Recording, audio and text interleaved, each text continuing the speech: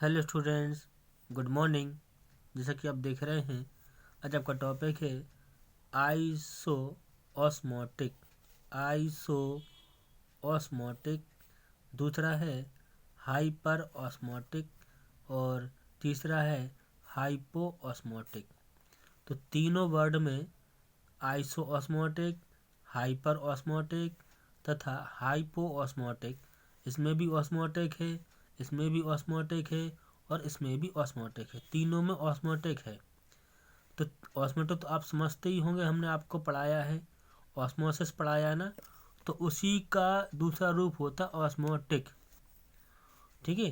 तो अब आपको समझना है कि आपको समझना आइसो समझना है, आपको समझना हाइपर और आपको समझना हाइपो। इन तीनों वर्डों को आप समझ लीजिएगा तो पूरा आपको जो टॉपिक है, सारे टॉपिक आपको एक बार में ही याद हो जाएंगे। आइसो का मीन समझ लीजिए और इसके लिखा हाइपर का मीन समझ लीजिए, इसमें समझ लीजिए हाइपो।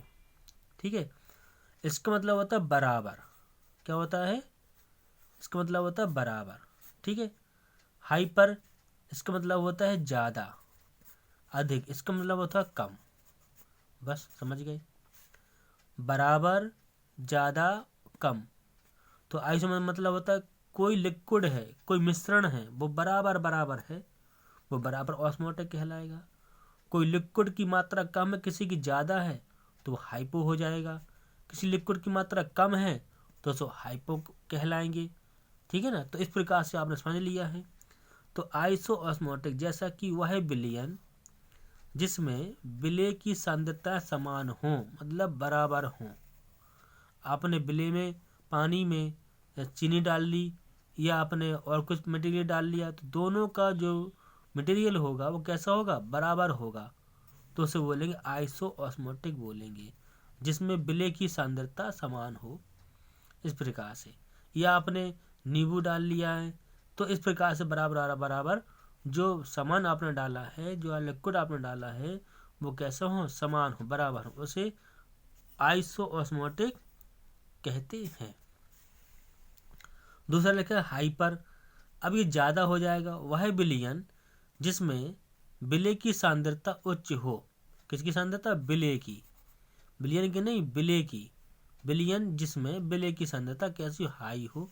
जैसे स्वच्छ जल की अपेक्षा लवणीय जल। पानी भरा पानी है तो पानी कैसा? लवणीय है, खारा पानी है, तो किसकी मात्रा तो ज़्यादा हो जाएगी, इसलिए इसे हाइपर ऑस्मोटिक बोलेंगे।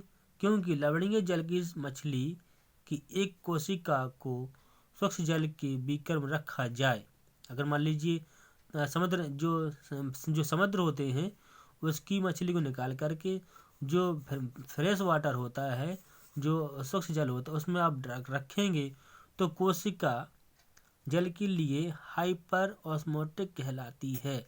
तो उसे हाइपर ऑस्मोटिक कहलाएंगे क्योंकि इसका जो खाराज होगा वो ज़्यादा पाया जाता है, इसका कम होता है। तीसरा आप देख रहे हैं हाइपो ऑस्मोटिक। तो हाइपो मतलब होता है कम। वह विलयन जिसमें विलय की सांद्रता कम है। कैसी है? कम है। जैसे लवणीय जल की तुलना में स्वच्छ जल, जो लवणीय हो लवण पाए जाएंगे, में स्वच्छ जल की क्या होगी? ऑस्मोटिक, यानी कम सांद्रता, कम पाई जाएगी, इसकी ज़्यादा पाई जाएगी। और यदि स्वच्छ जल की मछली की एक कोशिका को लवणीय जल के बीकर में रखा जाए तो कोशिका जल के लिए हाइपो ऑस्मोटिक कहलाती है, क्योंकि स्वच्छ जल की जो मात्रा वो कम होगी। इस प्रकार से इसे हाइपो बोलेंगे, इसे हाइपर बोलेंगे, इसे आइसो बोलेंगे। तो इस प्रकार आपने तीनों शब्दों को समझ लिया है। इस प्रकार से आपका टॉपिक फिनिश होता है। Thank you.